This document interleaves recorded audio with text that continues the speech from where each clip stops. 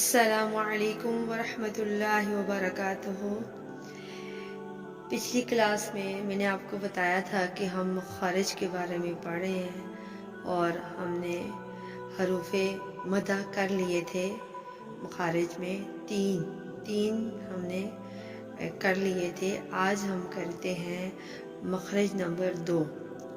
تین لفظ ہم نے پیچھے کر لیے تھے ایک مخرج میں۔ آج ہمارا ہے مخرج نمبر 2، جس میں ہم حمزہ اور ہا کے بارے میں پڑھیں گے، ٹھیک ہے۔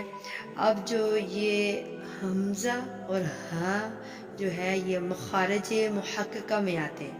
مخارج محققہ کسے کہتے ہیں؟ جس میں ہمارے حلق، زبان اور ہونٹ استعمال ہوتے ہیں۔ اس میں سب سے پہلے حمزہ کے بارے میں پڑھتے ہیں۔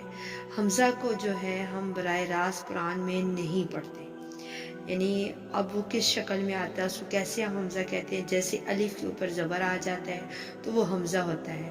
حمزہ زبر آ تو یہ ہمارے گلے کے سب سے نچلے حصے اقصی حلق سے ادا ہوتے ہیں۔ حمزہ پیش او، جیسے الحمد تو آ یہ بھی حمزہ ہو گیا۔ اللہ، اب الف کے اوپر جو زبر ہے یہ بھی حمزہ ہو گیا، تو اس میں آواز یہ بھی گلے سے ہی نکلے گی۔ تو اب جو یہ حمزہ ساکنہ کی بات ہو رہی ہے، حمزہ ساکنہ 1150 بار قرآن مجید میں آیا ہے۔ آپ تقریباً دیکھیں گے ہر صفحہ میں، ہر جگہ یہ آپ کو ملیں گے، زیادہ تعداد میں ہوں گے۔ اب جیسے یہ اسکرین پہ آپ کو دکھایا جائے گا، دیکھیں الف کے اوپر ساکن اس شکل میں بھی ہوتا ہے۔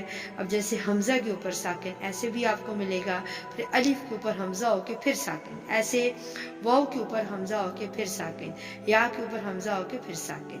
تو یہ جب اس شکل میں آئیں گے تو جھٹکا دیا جائے گا۔ جھٹکا ہوتا ہے جیسے فَجَعَلَهُمْ كَعَصْفٍ مَأْكُولٍ، یہ سورۃ فیل میں ہے، یہ جھٹکا دیں گے۔ جیسے یا، اب دیکھیں یا میں دیکھیں حمزہ کے اوپر ساکن ہے تو یہ بھی جھٹکا ہوگا۔ یہاں پہ جو ہے یہ الف نہیں پڑھا جائے گا، جو حمزہ کے اوپر ساکن ہے یہ پڑھا جائے گا۔ الف صرف سپورٹ کے لیے ہے، ٹھیک ہے، جیسے کسی چیز کو سپورٹ دیتے ہیں، پڑھا جو ہے وہ حمزہ جائے گا، اس کو ساکنہ کہے گا، جھٹکا دیں گے۔ اسی طرح جب یا اور واو کے اوپر حمزہ آتا ہے اور وہ ساکن ہوتا ہے تو وہ اوپر والا حمزہ پڑھا جائے گا، یا اور واو نہیں پڑھتے۔ یا اور واو صرف سپورٹ کے لیے ہوتے ہیں۔ جیسے فار ایگزامپل یؤمنون بالغیب، آپ دیکھیں یہاں پہ واو کے اوپر حمزہ ہے اور ساکن ہے، یہ پڑھا ہے۔ اگر ہم جیسے ایسے پڑھیں گے یؤمنون، ایسے کبھی کسی قاری نے پڑھا نہیں، تو اسی لیے یہ واو نہیں پڑھا جائے گا، حمزہ ساکنہ اس کے اوپر جو ہوگا وہ جھٹکا دے کے پڑھیں گے۔ اور حمزہ ساکنہ ہو یا بغیر ساکن کی ہو یا متحرک ہو، ساری صورتوں میں یہ اقصی حلق سے نکلے گا، یہ حمزہ اقصی حلق سے نکلے گا۔ اور آگے جیسے یہ حمزہ کی بات ہوگی، آگے ہم ہا میں آ جاتے ہیں۔ ہا کیسے پڑھتے ہیں؟ جیسے وائبریٹ ہوتا ہے اقصی حلق سے، تھوڑی وائبریٹ، اگر ہم کہیں گے ہا تو یہ غلط ہو جائے گا، وائبریٹ ہو کے نکلے گا۔ حمزہ زبر ہا ساکن ایسے ایسے پڑھا جائے گا۔ جیسے ذہب یہدی، یہ سب اس میں تھوڑا وائبریٹ ہوگا۔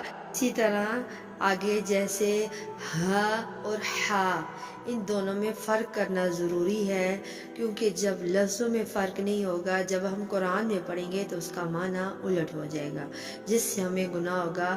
اس لیے بعض لوگ ہا کو ہا پڑھے ہوتے ہیں، غلط ہے یہ، ہا کی آواز دوسری میں ہوتی ہے تو اس میں نہیں ہوگی۔ اسی طرح اگر کسی لفظ کا مخرج معلوم کرنا ہو تو اس کو ساکن کر کے شروع میں حمزہ متحرک لگا دیتے ہیں، جس سے اس کا مخرج معلوم ہو جاتا ہے۔ جیسے ہا ہے، جیسے